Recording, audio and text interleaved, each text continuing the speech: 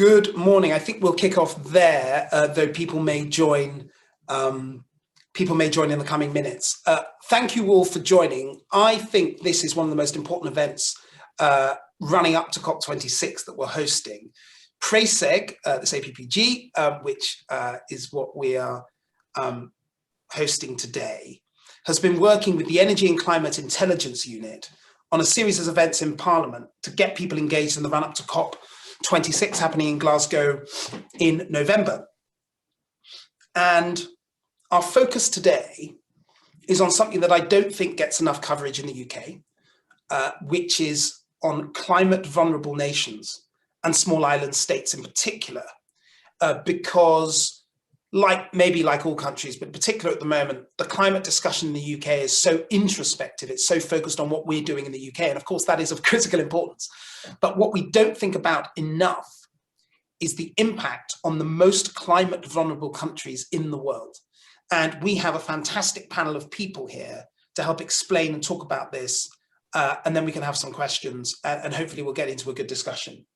Our panel consists of Hindou, Oumarou, Ibrahim, who is the co-chair of the International Indigenous Peoples Forum on Climate Change and the founder of the Association for Indigenous Women and Peoples of Chad. She serves as co-chair as the Facilitative Working Group of the Local Communities and Indigenous Peoples Platform of the UNFCCC. Hindou, my view is you shouldn't be co-chair, you should just be chair. But we'll talk about that separately. Kathy Jetnil-Kijiner, who's a poet, climate envoy for the Republic of the Marshall Islands. And then Saleemul, who's a director of the International Center for Climate Change and Development from Independent University, Bangladesh.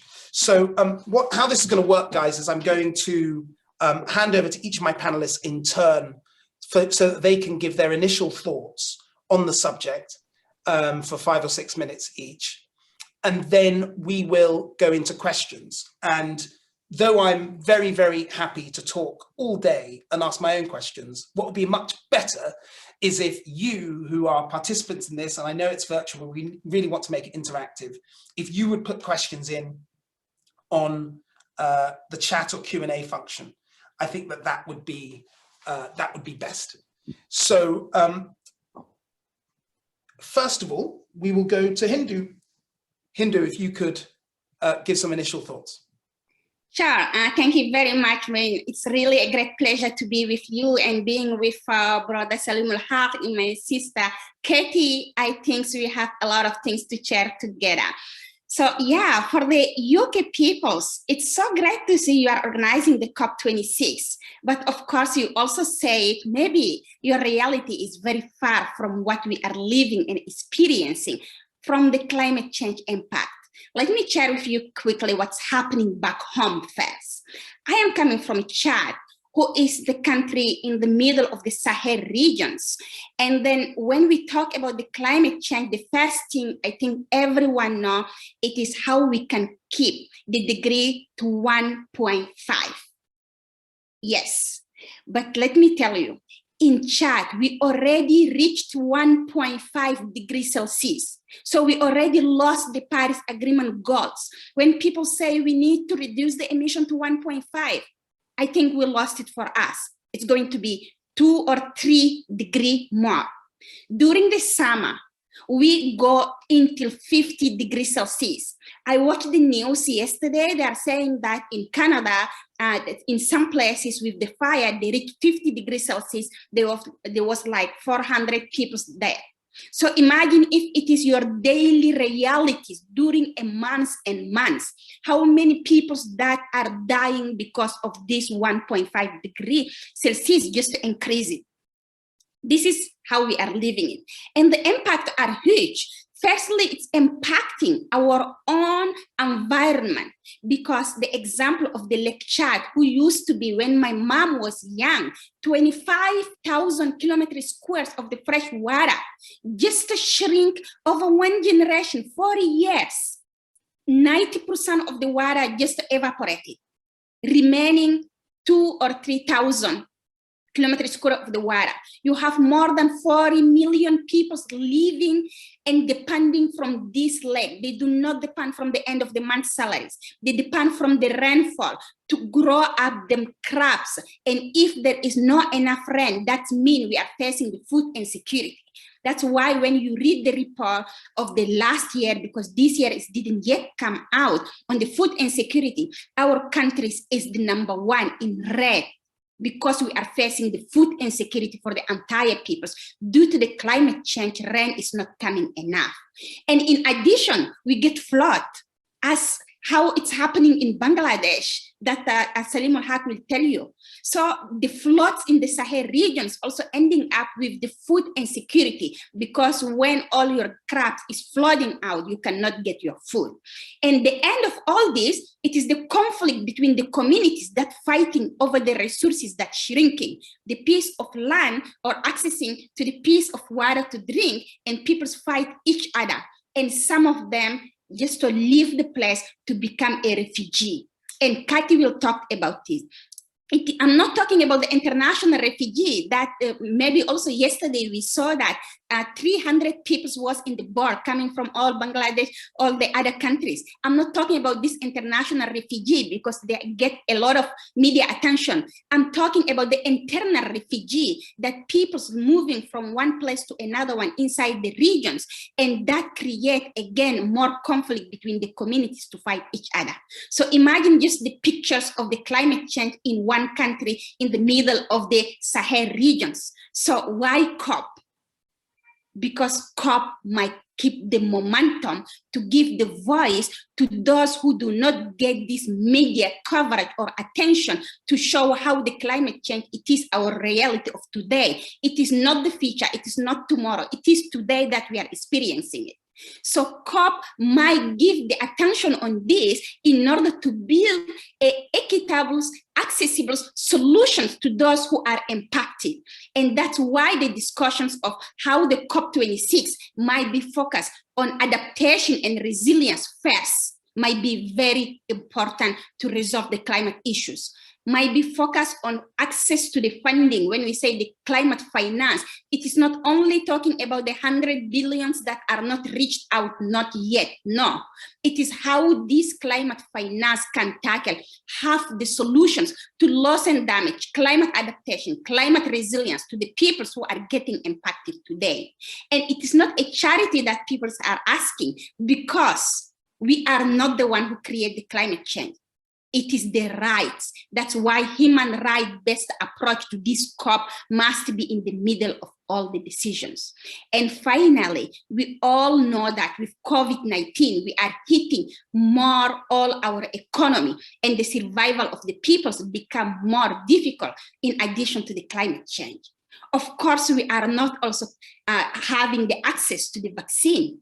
So, of course, we hear also last month, the G7 that held in UK, where the country is saying we are going to give some of the millions of the vaccine. It is not giving the vaccine who is the important. Which kind of vaccine are you giving the people? How they are conserving community who do not have access to the electricity, how they can get access to the fridge to put the vaccine in order to keep all the vaccine in the nice temperature to hit the peoples. Access to energy must be in the heart, because this pandemic, maybe it's the wake-up call for us. It might be another pandemic that comes, because when you hurt the environment, you are hurting your own health. So the access to vaccine for the COP, it is a process. It might be, yes, to participate to this COP, but beyond the COP, it must be a daily reality for the peoples of the planet who can act all together. We do not get two planets, we get only one. So that's my message to the COP, and I hope that we can come up and discuss in deep in each of those questions that are coming up. Thank you so much. Thank you. And I don't know about any of the panelists, but forgive my ignorance. I had no idea how 1.5% is already gone. You know, it's already, for some countries like your own, that's in the past. We're heading towards 3 degrees or even worse. So I think that that's a really important and sobering point. Kathy, over to you. Yes, thank you so much for having me here. So yes, as it was mentioned earlier, I'm calling in actually from the Marshall Islands, from Medellin, the capital city. And the Marshall Islands is one of the small island developing states, as mentioned earlier. We are an atoll nation, one of the few atoll nations in the world. And that means that we're only 1 meter above sea level. And so unlike other islands where there are mountains like in Hawaii or in New Zealand, there's really nowhere else to go. We have a completely flat, narrow strip of land. And so we're really vulnerable to the rising sea level. And so for us, climate change is also much like what Hindou had mentioned earlier. It's definitely not, it's not a future issue. It's something that we've been dealing with on a daily, on a regular basis that we've been confronting for a while now. Whether that was through king tide flooding. So every time there's a high tide during what we call king tide season, all of this water would rush over our land, and it would destroy our crops and destroy homes and displace people. And so that was happening really regularly. Besides that, we have extreme drought on the other side of that, where at one point, just a few years ago, they had to declare a state of emergency because of how severe the drought was. And these are extreme weather conditions that we weren't seeing before. And so the Marshall Islands has taken really like as much of a leadership position as we possibly could in trying to advocate for people around the world to take climate change seriously. I mean, for us also culturally, our culture is tied deeply to land. And so much like indigenous people all around the world, we get our identity from the land. And if we lose that land, then we lose parts of our identity. And we also lose important land tenureship, land ownership that gives us rights and that gives us a sense of power and a sense of ownership. All of that gets lost when we lose our land. And so that's something that we're trying to figure out right now, because for a while, the Marshall Islands was very keen on trying to get people around the world to lower their carbon emissions and to focus on mitigation. Only recently have we come to terms with the fact that the climate crisis has gotten so severe that we can no longer just focus on the rest of the world. We have to start focusing inward. We have to focus on ourselves and our own resilience and making sure we protect ourselves from what's coming. Because for us, it's definitely not a debate of science. It is not a debate of what's gonna, whether we should be taking this seriously. It's how do we protect ourselves now for something that's definitely coming for us. And so what we're working on right now is something called the National Adaptation Plan. And that's helping us develop how do we shore up against, this incoming tide of changes that we're expecting. And so that's looking like, seawalls. Seawalls are, walls that we put up outside of our homes to protect our homes from the ocean. How do we put up more seawalls? How do we fund more seawalls? How does that impact the current biodiversity of the island? But then there's also really extreme measures we're having to take into consideration. And those extreme measures include building islands possibly, or relocation, in fact, having to relocate to another island to consolidate, or like I said, building islands. But unlike other countries, that I know that there are countries around the world that are currently building their own islands. Maldives is one of them. But we don't have the capacity to do that. As a small island developing state, we rely heavily on grants and aid. And so, how do we fund something that's billions of dollars, and how do we even plan for something like that? Especially when, again, we have this unique cultural tie to land that would take in, an incredible amount of consultation amongst ourselves to figure out how do we transfer that ownership and, all of those cultural knowledge. The thing that's also unique about the Marshall Islands is we do have the U.S. nuclear legacy testing. The U.S. tested over 60 nuclear weapons in the Marshall Islands. And so we've actually experienced displacement already. We've had internal displacement within our islands, which I think was what maybe Hindou was referencing a little bit earlier. Also internal displacement from current king tide levels, king tide flooding. But because we experienced the nuclear testing, we've had islands that were literally eviscerated from the nuclear testing. We've had islands that were lost, that we can no longer return to because they're irradiated.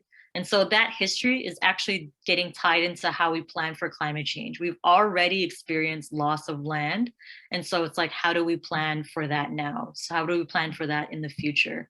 So I think it's really important that UK parliamentarians understand, that there's really unique situations happening in every country in which we're trying to understand current issues, past issues, and it's getting all exacerbated by the climate crisis.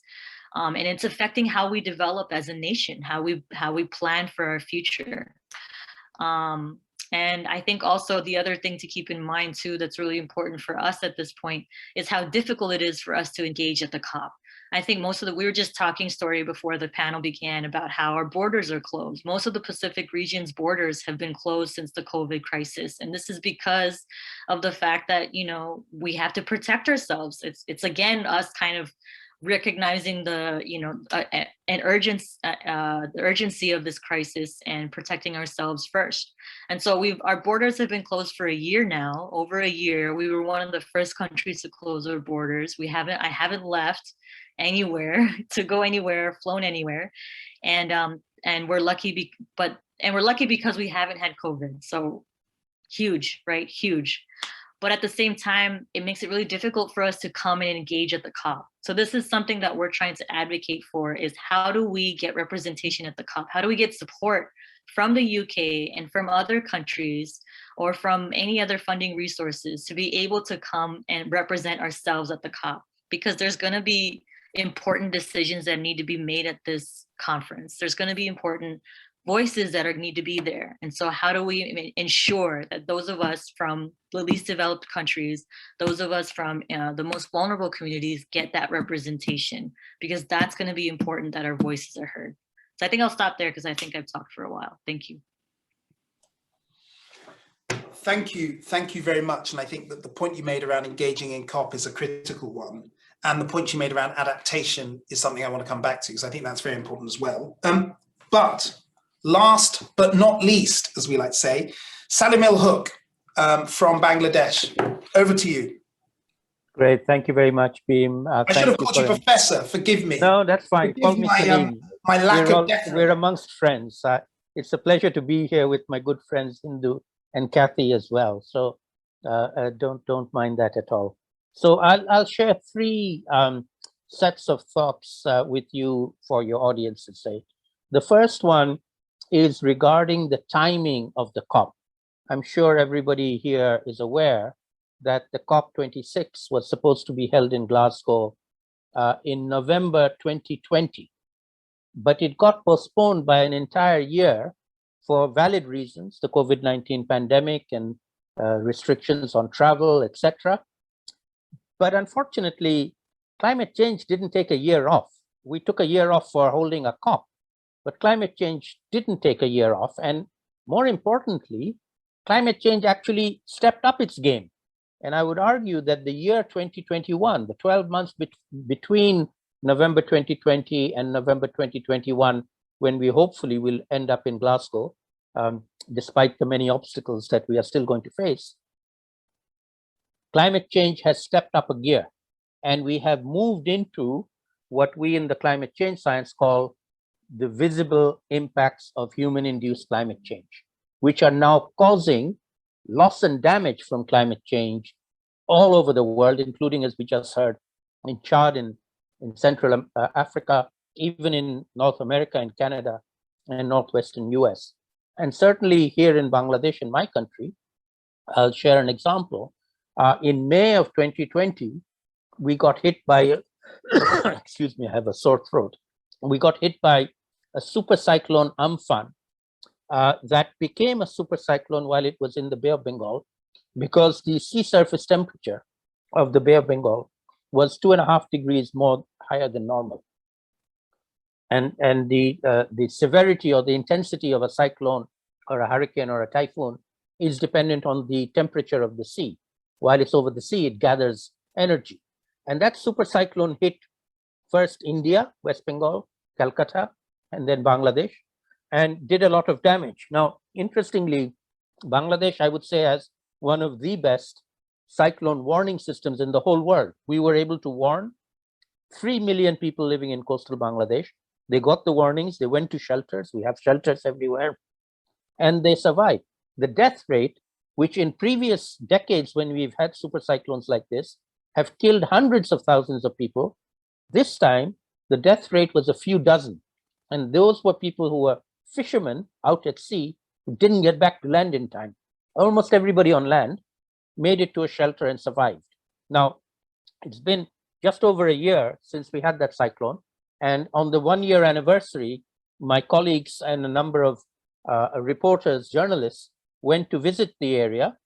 And what they found was many tens of thousands of people who survived the cyclone, but have not been able to go home because their homes were destroyed. The land that they were doing agriculture on has been salinized by seawater coming into it. And many of them are still living on embankments near where they used to live. Many have moved to Dhaka city and are living in the slums here. And that is a very good definition or description of loss and damage from climate change. So we have saved their lives, but we weren't able to save their livelihoods. And they have become destitute because of that cyclone. And that's something that we do want to put on the agenda for COP26. It's an issue that the vulnerable countries have been raising for a long time. Unfortunately, it's become extremely politicized. The rich countries don't like talking about loss and damage because they feel it'll open the door for liability and compensation, which are taboo words for them. They even don't allow us to use the words liability and compensation in the UNFCCC. But this is a reality. It's happening, and you can't escape it. So a very, very clear message for the presidency of COP from the vulnerable countries collectively, that loss and damage from climate change has to be a big item on the agenda, and refusal to talk about it will put the success of COP26 in jeopardy, at least from the perspective of vulnerable countries. Now, the final set of remarks I want to share is I see as an opportunity for particularly the COP26 presidency and the people of the UK to engage with the vulnerable countries, because we have a high-level group of countries that has been created about 11 years ago called the Climate Vulnerable Forum. These are 50 of the most vulnerable countries from Asia, Africa, Latin America, who came together and formed this Climate Vulnerable Forum 11 years ago when, under the leadership of then President President Nasheed of the Maldives. And that forum has continued ever since then. Every 2 years, it's been taken over by the head of government of one of the vulnerable countries.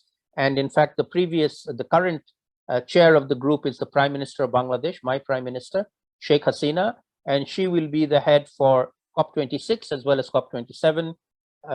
As it happens, her predecessor of the chair of the CVF was President Hilda Hein of the Marshall Islands, who also happens to be Kathy's mother. And so this particular Climate Vulnerable Forum group of countries have been at the forefront of arguing on behalf of the vulnerable countries at a high political level. It's not a negotiating group. They are a political group. And they were the ones that argued for and successfully got the 1.5-degree agreement in the Paris Agreement against very heavy odds, even though we're not on track to meet 1.5, as we just heard from Hindou. But nevertheless, we have agreed that that's going to be our global target. And then nevertheless, and now the Climate Vulnerable Forum countries under Prime Minister Sheikh Hasina have decided to also take up the issue of loss and damage. And in the last few weeks, we had a visit here in Bangladesh from Mr. Alok Sharma, the COP26 president designate. He had a meeting with the Prime Minister. He met with the Foreign Minister and a number of other experts in Bangladesh. I had the opportunity to meet him. And this message was given to him very loud and clear. A message from not just the governments of the vulnerable countries, but from the people of the vulnerable countries, that COP26 is a make or break. Either it accepts the reality of climate change, loss and damage, and deals with it as the emergency that it is, or the COPs lose relevance. And COP26, if it doesn't succeed in doing that, will actually be a failure rather than the success that we want it to be. There's still time to make it happen. And I hope that you and your colleagues and others in the UK, citizens of the UK, can get your government to make that happen. I'll stop there. Thank you very much. Gosh, there we are. It didn't get more upbeat as the speakers went on.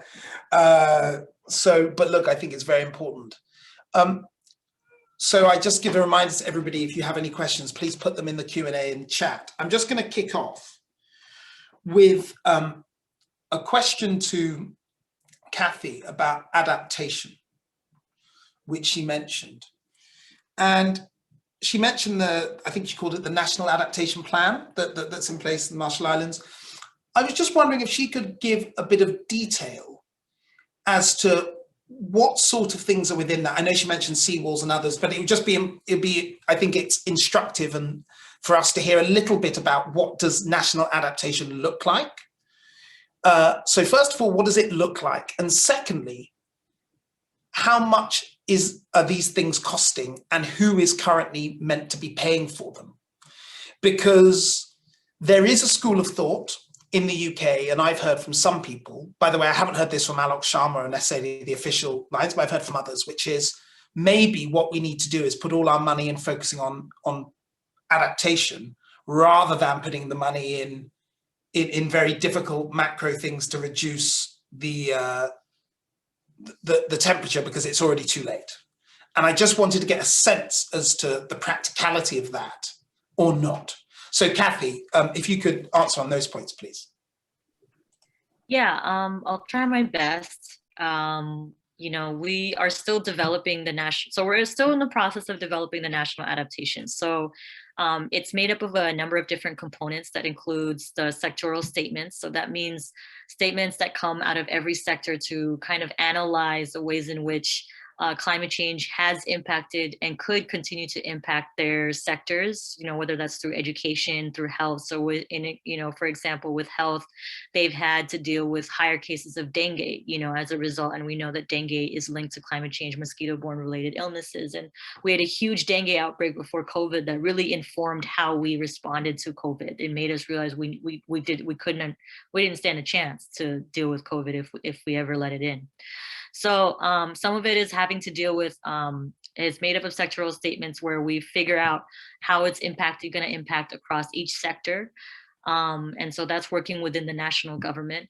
And then the other part of it, that's a really key component, is what we call the community consultations, where we're going to be going into the various, not just at the urban centers, but we're going to go to the different outer islands, because I think for those who might not know, within the UK, we are made up of many different atolls. It's not just one main atoll. So every atoll is different and has its own unique needs and its own unique community that's experiencing climate change differently.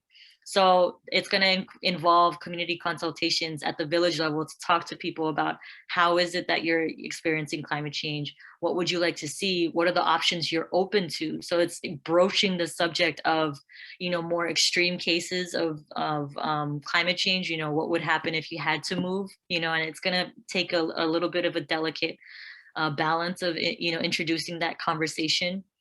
And then it's also relying heavily on whatever science that we have that exists right now. And so an example of that is something we call the Remalak framework, which looks at conservation. And it was a community conservation plan that we developed where we would have to go into every village and actually collect that kind of information. And so those are all the studies that exist right now. So it's really pooling our resources and looking at what do we have right now and how do we put that all together? And then how do we kind of put in the science that we know about adaptation? And that's the difficult part. There's very limited science on atoll adaptation. There's still very little that we know actually about how atolls are changing specifically. And so that's what, that's been kind of part of the difficult part is, who do we listen to, at the end of the day? That's been, it's getting through all of that science. As far as funding goes, we're working with World Bank to develop the National Adaptation Plan itself. So the plan isn't finished yet. We developed an adaptation communication, and we're actually the first SIDS country, first small island developing state country to submit our adaptation communication. It was basically a collection of what kind of studies we have and what do we know so far as a report to the UNFCCC before the National Adaptation Plan. So it's not done yet, and that's the thing. We have to still conduct that kind of the community consultation. We're heading into that now, into going into the outer islands and actually working and working with the women, working with the church, the fishermen, working with the vulnerable community, the youth, all of that, and getting all of that feedback, because we're really approaching our NAP as not something that could be developed by a consultant from outside and coming in and just throwing together reports. We're looking at it as a really human rights-based approach of bringing together our community, and that's really important to us, that we make sure that it's not just from top down, but that we look at every vulnerable community. So it's a all hands on deck type of situation. So, when you said something about asking about, okay, what does it look like? Seawalls and also building islands. Yeah, it does look like that, but it also looks at changing the infrastructure, recognizing where are weak spots and building those up, because if our infrastructure isn't strong enough, then we won't withstand what's coming, the disasters that are coming. So I guess that's a short way. Yeah. So you mentioned you're working with the World Bank. Yeah. What about the financing from the World Bank? How's that going to work? Well, the World Bank is helping to fund and support the development of the National Adaptation Plan, but not for implementation. And that's really the key area that we're really trying to make sure and highlight, is that, yes, it's great to get the support, but implementation is where we really need people to be focused on. Is like, what do we do after we have these plans? Right now, it's kind of up to every individual country to develop how they're going to, adapt, right? But what it really comes down to is implementation. And so that's kind of, and you asked earlier what, if we should take funding out of mitigation. I don't think so. I don't think that's, at the end of the day, it's not too late. I don't think that's a great attitude. I don't agree with that attitude that we have to just give up and just focus on adapting. No. I would say we have to kind of do both. We can't put all our eggs in one basket, basically. So it just has to be a way to figure out how do you approach both, and and if anything, right now, most of the funds are going towards mitigation. So we do need more going towards adaptation to some degree. But like, Saleem just said, there's only so much you can adapt to before there's irreversible loss. So that has to be a part of the conversation. These are all interconnected. Okay. So, okay, Hindou, you mentioned 1.5 degrees. We're already sort of past that. What's your sense, if you just take on that point from Kathy around the balance between adaptation and mitigation? How would you strike that balance, say, over the next 5 to 10 years? Absolutely. I mean, I'm totally agree with Kathy that we cannot give up because we say, no, it's too late. We saw that from the science, it might be too late if we didn't act from now to 2030. So we still have 9 years. 9 years, it's nothing, but 9 years also you can do so many things. So the question is how we can keep the balance between adaptation and mitigation. And we saw also the General Secretary Colony, Antonio Guterres, say that we need to move from the mitigations always to go to the adaptation half. And half adaptation mean we need the finance, all the finance committee through all the climate mechanism, from the Green Climate Fund to the Adaptation Fund to all the new funding that they are creating to go fund the adaptation at least half or more for those who need it. When we have the national determined contributions, the NDCs. So firstly, the NDCs, it's meaning a plan to get the world to all the net zero, to get the world to the emission reductions. But the developing countries focus their NDCs in adaptation, because we know that for us, we have to mitigate, but what are we have to mitigate is so little. So for us, we need to adapt first.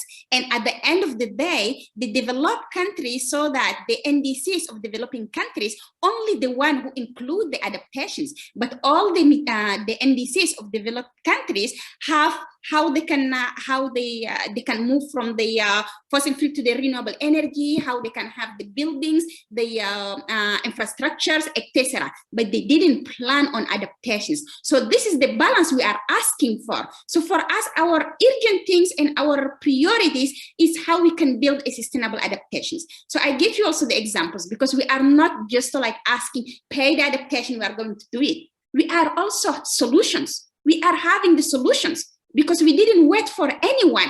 We didn't wait for the science or for any other country to come and build our own adaptations. So how we can get our own system of building the solutions to take it forward. I give you one example.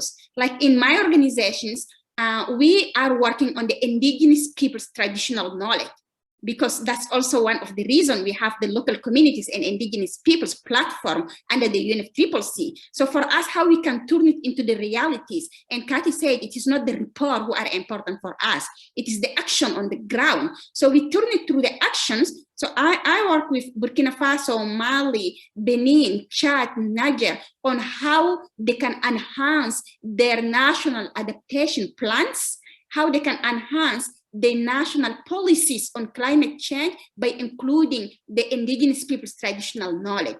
And the process was simple. It's having the workshop between the indigenous peoples who are the knowledge holders, who do not speak like French, English, or whatever, but who do have their knowledge through their own traditional way, traditional language, because they are experts of their own nature. Put them with the expert on science and expert on climate change and the policy makers from the ministries together. And when they discuss, they get the way, when they wanted to build a sustainable livestock. So traditionally, there is a traditional way of putting it, all this knowledge in order to restore the nature, produce the economy, produce the milk for the food, etc. For the crops, it is the same. In which season they have to plant the crops, if it's going to be a flood or drought, which knowledge they are using. So that helps to build in participatory way the national policies on climate change. So those are the things we are doing, but we are not getting attention to it. We are not getting funding to it. So this is the way to have the half for adaptation, is to fund those kind of initiative action that can help the community to get adapt immediately. Okay, thank you.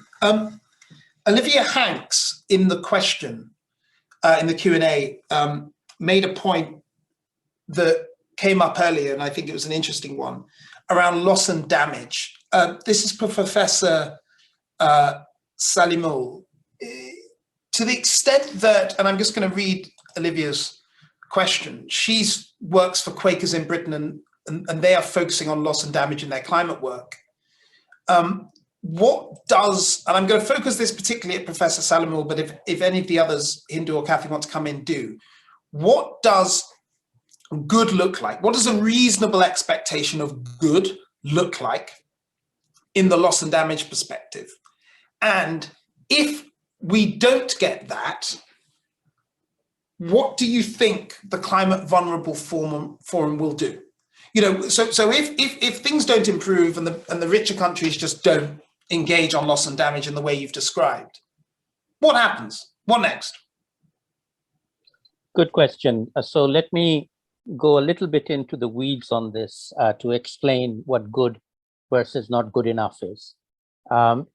We already have some agreements. We have something called the Warsaw International Mechanism on Loss and Damage. It came up for a discussion at the last COP25 in Madrid in Spain, where there were two demands from the vulnerable countries. One was for a technical arm to provide knowledge, technical assistance on what is loss and damage, how do you deal with it, and a second one for financing loss and damage. These two issues went to the wire in COP25 in Madrid, which, for those of you who were there or remember it, went into overtime. It was supposed to have finished on a Friday evening. It went on all Friday night, all Saturday night, and finished Sunday afternoon, and didn't finish everything. So what it did agree to was to create a technical arm called the Santiago Network on Loss and Damage. That was good. But then it refused to do anything on finance for loss and damage, and that was bad. So what are we pushing for in COP26? We want the Santiago Network done and dusted, so figure out how it's going to work, what it's going to do. That's a good thing. I know COP26 presidency are working on that, but that's not enough. A technical arm to just give advice is no longer just enough. It has to be much, much more. It has to be taken at a political level by political leaders like Prime Minister Boris Johnson and President Biden seriously. And that doesn't require a negotiated agreement between 195 countries, but it does require the big countries like COP26 presidency, UK, Germany, the US, to recognize this is a big issue and to say, yes, we are going to start dealing with it. And one very practical way that they can do that is they can make loss and damage into a standing agenda item at every COP. Interestingly, it isn't. It only comes up every few years when we have to review the Warsaw International Mechanism. It's not actually a standing agenda item for COP26 either. So the vulnerable countries under Bangladesh have asked for that loss and damage become a standing agenda item at every COP starting in COP26. It's for the COP26 presidency now to accept that or not. The secretariat, the UNFCCC secretariat, will put that forward in the draft that they give to the presidency. We shall see whether the presidency accepts that. And another demand that is coming mainly from civil society groups for COP26 presidency to demonstrate their seriousness is to appoint a champion. They've got champions for everything in the COP presidency, a champion for loss and damage, so that there's a focal point with whom we can discuss this issue. At the moment, there's nobody. There's champions for adaptation, there's champions for resilience, there's champions for mitigation, there's champions for finance, but there isn't one for loss and damage. So appoint a loss and damage champion now with whom we can engage, and then make sure that it's a big agenda item in COP26, and then we can discuss what does that mean. But failure to do this we will deem COP26 a failure. Okay, thank you. A question from Theo Mitchell has come in, and he is, and I know Theo well, he is the head of UK and Europe for climate at CIFF.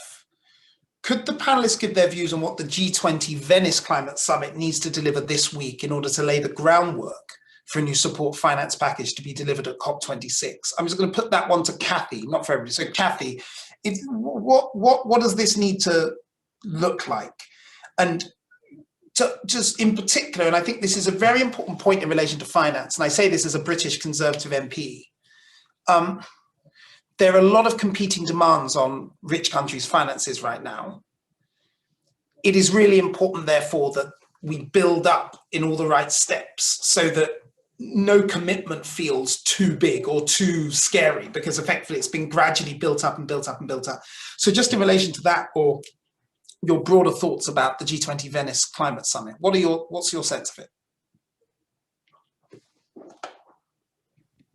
Thank you. I don't have too much to say on that. I would say that I definitely think that if they can direct more funding towards adaptation, then I think that's kind of our stance at this moment. But again, if they can support more representation from countries at the COP, then I think that that's a really good place to put their financing as well. I think there's a lot. I can empathize with the fact that there's a lot of competing competing demands on their funding and all of that. But as Hindou said earlier, this isn't charity that we're asking for at the end of the day. It is responsibility, for committing, for emitting, contributing the most to emissions. The Marshall Islands contributes 0.00001% of the world's global emissions, and yet we're going to be the ones hit the hardest. So yeah, I guess that's that's all that I can say to that for now. Is just that I would definitely encourage more financing towards adaptation at this time. Yeah, thank you. Does anybody come in on that? Yes. Hindou yes. First, and then Professor. Okay, sure. Hindou, go ahead. Okay. Yeah. I think. I agree with Kyrie. We wanted to have the finance for adaptation, but G20 is going to be in important place right now, because Italy is going to hold also the preparatory meeting of the Food Summit. They're going to hold the preparatory meeting of the COP26. So they have a lot of responsibility on it. I think the issue of the finance, they must also discuss the debt release, because they are going to discuss about the debt release. So how this one to do not be linked with the climate finance? They cannot use the debt release to say that we release that and then it's going to recompensate the climate finance. So this is the important things that the G20 must discuss on it, and they must make it really separately. Our generation and our communities didn't contact any debts. No, we didn't saw only the scholars, and we still, our countries have those debts. And who are going to pay it is going to be like the next generation, climate change, climate finance. This is the things I think the G20 need to put separately. When they release the debt release, the debt contacted, it is not going to be also in a charity way, because we just forgive the debts that you have, and then now you work on your own to get your climate finance. So that need to be get really clear. And as they're going to host the COP26 there, so the agenda must be in the tables. As Saleem said, the loss and damage, it's also about the finance. You cannot pay for the loss of lives, but loss of the livelihood of the peoples must be planned in addition, new and addition finance for the G20 to think about it and discuss about it. And of course, there is competition on the finance. Why there is competition? Because they still stealing the lands, they still stealing all the natural resources of our planet and making themselves rich. It is not the competition that they have to pay for the COVID vaccine, they have to pay for the climate change or whatever. Why they have to pay? Because they know the way that they get them this money.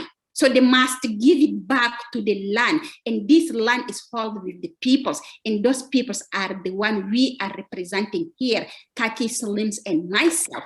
So this is the things they need to discuss on the G20. Thank you, Hindou. Professor. Thank you, Bim. So just to add to Hindou and Kathy's interventions, I just want to add another element of framing this issue in the context that I gave earlier of the difference between November 2020 and November 2021. We have now transitioned into a climate changed world. Every year is going to get worse from now. If you think this year is hot, wait till you get next year. If you think that's hot, wait till you get the year after that. We are now in a climate change transformed world, which means that an annual meeting at the end of each year in the COP is no longer a fit for purpose venue for talking about doing something and then forgetting about doing it. It has to be a daily occurrence. Every day is happening, and every day somebody needs to be thinking about doing something about it. And in this context, in the climate finance context, the environment ministers, who are the people who go to the COPs, don't actually control finance. Finance is controlled by finance ministers. So, you know, your finance, Alok Sharma doesn't write the check. Rishi Sunak writes the check. He's the one who has to give the money. He got an opportunity in G7 meeting, he didn't do anything. He has another opportunity in the G20 finance ministers to deliver. This is their job, to deliver. $100 billion a year was promised starting in 2020. We're now halfway through 2021. There's no sign of that money ever appearing. We're nowhere near 100 billion that was supposed to have been given last year, and another 100 billion for this year.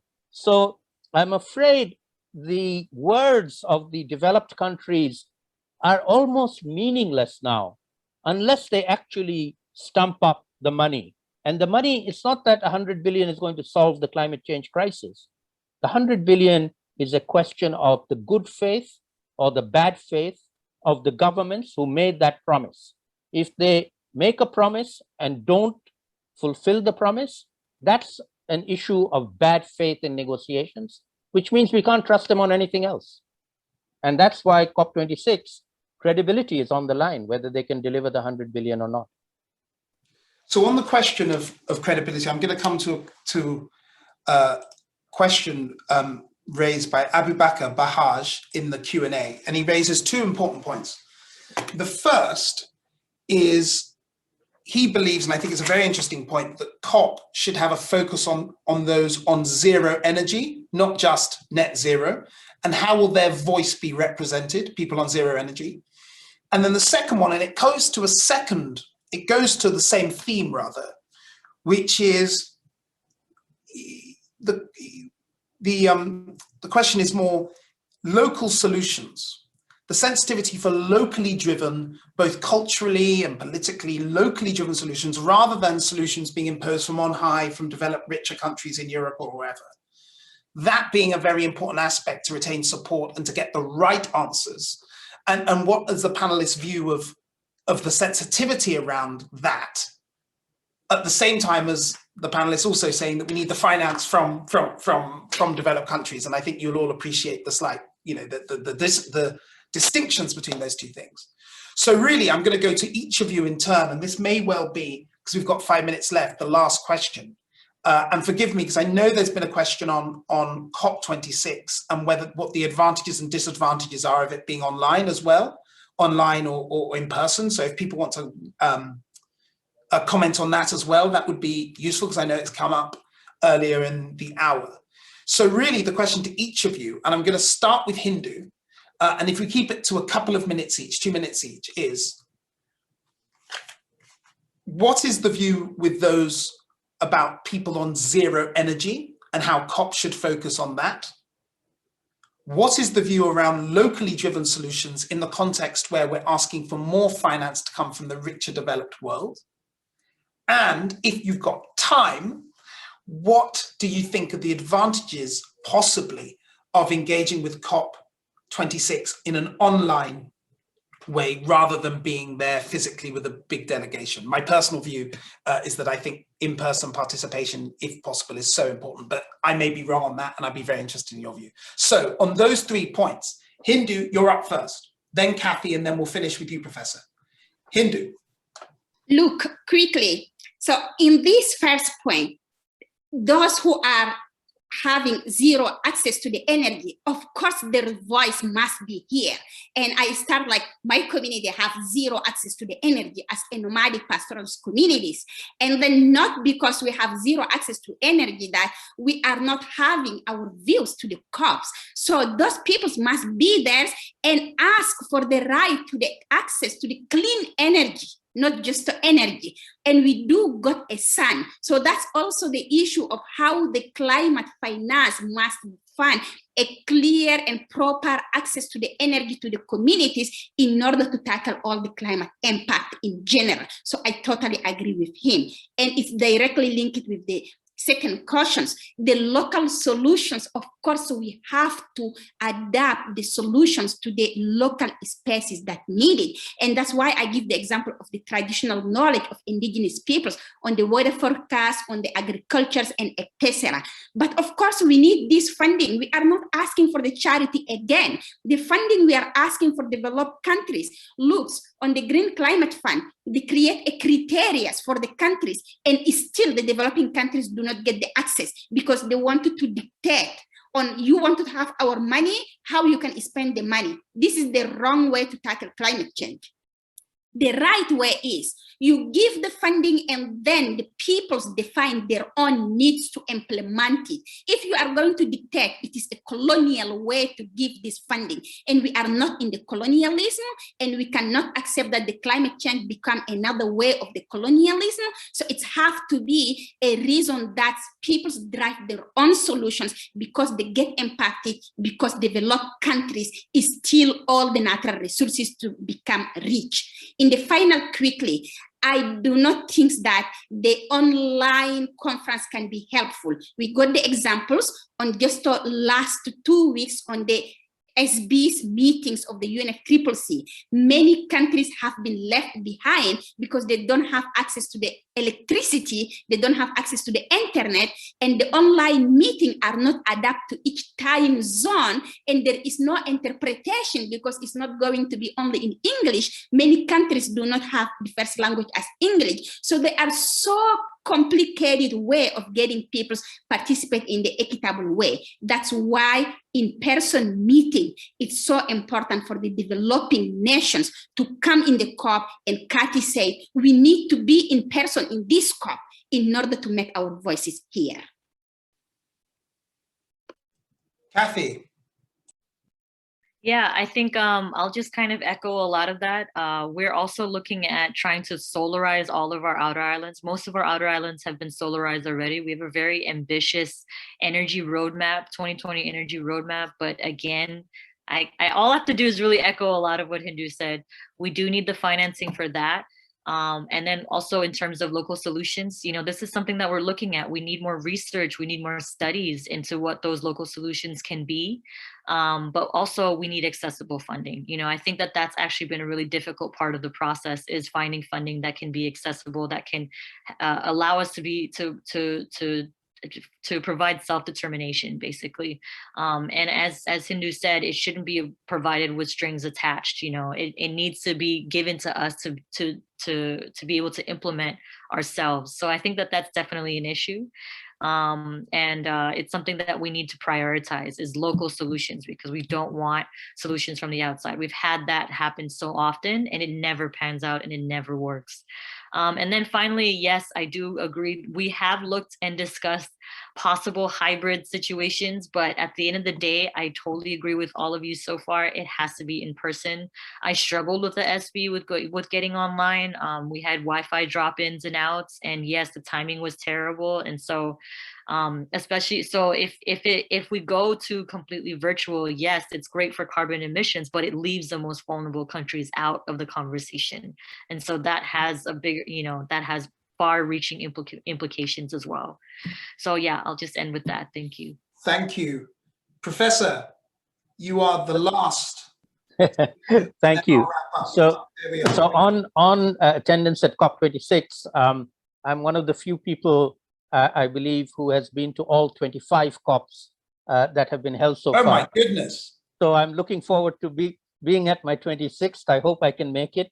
But I echo the sentiments expressed that people from all over the world may not be able to make it, and that is less than ideal. And that is not a good situation to be in. The online world is still not conducive to decision-making. It is conducive for information sharing like we're doing right now, but decision-making does require face-to-face discussions. And very often these are behind-the-scenes discussions rather than the formal negotiations. With regards to the energy situation, I echo the other speakers. The people with the lowest energy use are entitled to get energy, but we should be looking to renewable energy to provide that. Just as an example, Bangladesh has one of the biggest solar home systems in the world. We have 6 million households providing electricity to 20 million poor rural households. It's not a huge amount of electricity, but it's enough for them to get lighting and to use in their homes. And that makes a big difference to their quality of life in a big way. So we certainly need to be thinking of those that are energy deprived in many parts of the world, including ours. Thank you. That's it, everybody. Thank you. Thank you for joining. I'm aware I keep being told that this discussion is going on Twitter. Keep going. Once this finishes, I'll make sure I take a look at it all, and we'll definitely be pushing out those messages throughout the day so that people's opinions and views on what you've heard is shared to a wider audience. I just want to thank you all so much for coming. I've learned a huge amount, and thankful that I haven't had to go to 25 COPs. Thank you, Professor. But I just want to say thank you so much for joining. It's been a really insightful discussion. There will be more of this in the run-up to COP. Thank you very much. And I hope if you get physical, if you guys can turn up physically, I hope to see you at COP Indeed. in November. Look forward to it. All the best. Bye-bye. Bye.